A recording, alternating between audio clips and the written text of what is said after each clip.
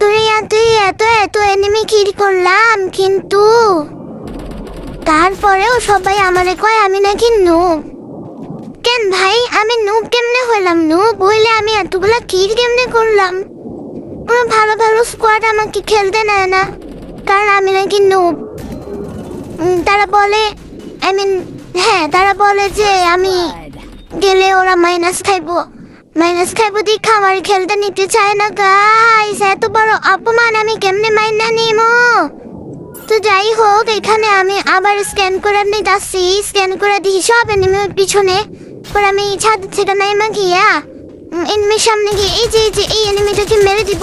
এই আরেকটাকে মারা ট্রাই করতেছি, ওটা ভাইগা গেছে গা।